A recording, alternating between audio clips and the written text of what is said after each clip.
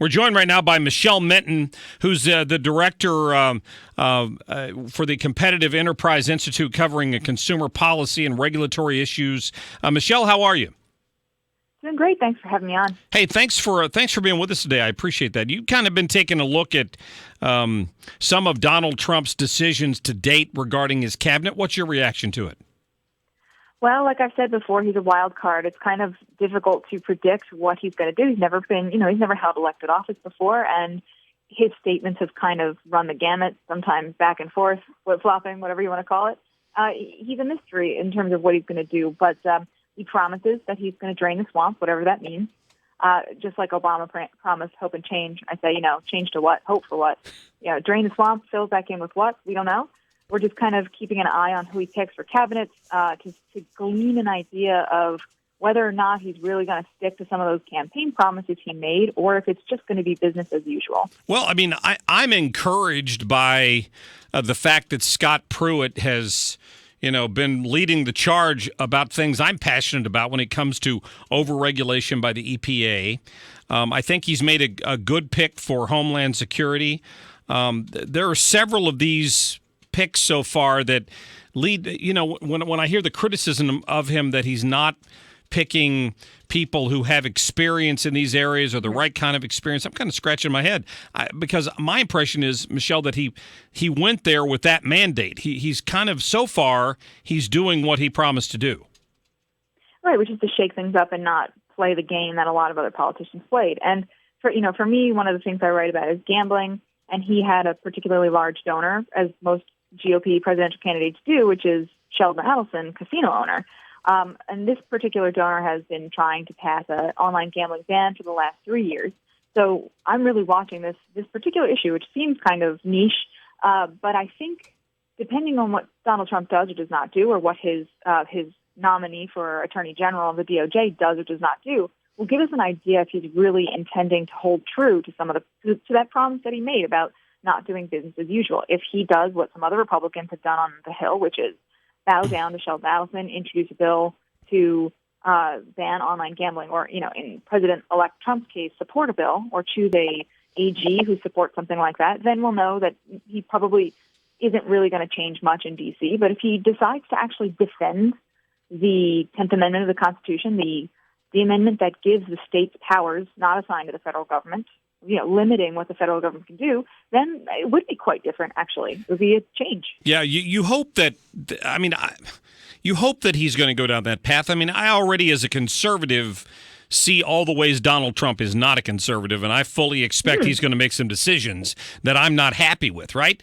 I mean, he's clearly not just a complete free market guy, because he's talking about slapping tariffs on people and penalizing companies if they try to move things offshore. I'm fascinated by the gambling thing you brought up. I mean, is the concern on, is it Adelson that you mentioned?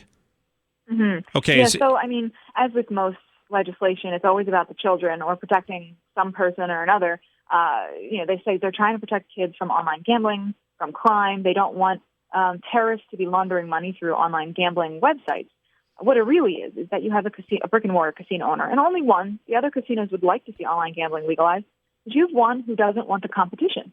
And the arguments that kids are going to gamble online if it's legal, or money will be laundered, that kind of stuff, they're ridiculous on their face, because that's been happening already. And if you are a criminal, if you're someone who doesn't care about abiding by the laws of the United States, who is okay with having people launder money, are you going to license your site through a U.S. state, or are you just going to continue to operate in the black market? It's ridiculous. That we've already had online gambling actually in this country for at least 3 years, and there have been no problems. States like New Jersey, Delaware, and Nevada have been able to keep out players who aren't within their borders. There's been no cases, as far as I'm aware, of minors having access of any kind of crime going down. And that's not the case with, the offshore website. So, and which, by the way, people argue that the internet is borderless, that we can't keep it out of a state that doesn't want it. If that's true, then we're not going to be able to stop American players from accessing sites in the Caribbean, Canada, Mexico, because most of the rest of the world, the Western world, has legal online gambling already. Yeah. So if we can't stop it, I mean, it would be better to give Americans an option where there are some consumer protections. But right now, it's one very powerful. He gave $100 million dollars. I think in the previous election cycle, he gave Donald Trump at least $25 million this time around. So he's extremely powerful. People pay attention to him, particularly Republicans. Yeah, I wouldn't be in favor of that. I guess the big question right now, to continue down that thought process, is that there's still a question about these. What are the DraftKings and things like that, where you're drafting sports teams? Is that the kind of online gambling you're talking about? Well, technically, that's not. I mean, there's a question of whether that's gambling or not because it's fantasy sports. Right. You're not picking one player or one team. So that's. And if it is gambling, it's in the realm of sports gambling, which is another really big question that is probably going to come up in the next year or two. Right now, we do have a federal ban on sports gambling. Only Nevada, Las Vegas, really has legal sports betting, and everybody else, when they bet on the Super Bowl or March Madness, they are breaking federal law. Not most people realize that that's happening, and the states for a while now have become irritated by the fact that there are hundreds of billions of dollars spent illegally gambling on sports, and they're federally banned from legalizing, regulating, and taxing that activity that's going on. And this is where you do have a lot of criminal activity. Most of that gambling that goes on sports is being run by criminal outfits, and they use that money to fund some of their other illicit activities like, drug trafficking or human trafficking sometimes. So there's a case right now. New Jersey sued to have legal sports betting. They tried to pass a law in their state. They were sued by the sports leagues, and it was, they weren't allowed to do it. Right now, there's a Third Circuit case where what New Jersey tried to do is pretty clever. They didn't try and legalize sports gambling. They just tried to eliminate their state-based prohibition on sports betting.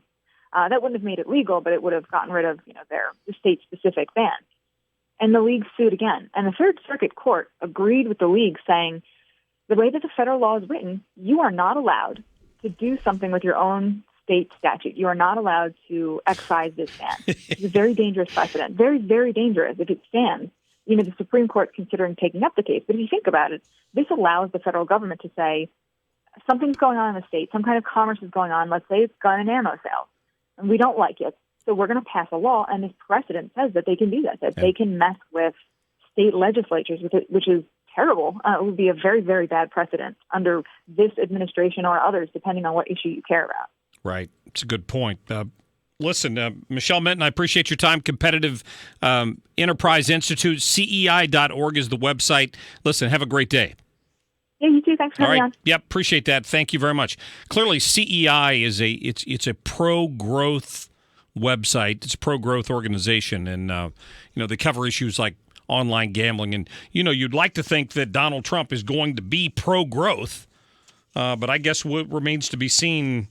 The policies that some of his folks will pursue, and whether or not he is immune to the temptation that he discussed during the whole election, which is, are you, because we know Adelson and some of these guys gave him money, are you going to be influenced by that outside money? Because he likes to brag that he largely paid for this by himself, but we know there were some donors to the campaign, and that may be one of those issues we have to keep an eye on.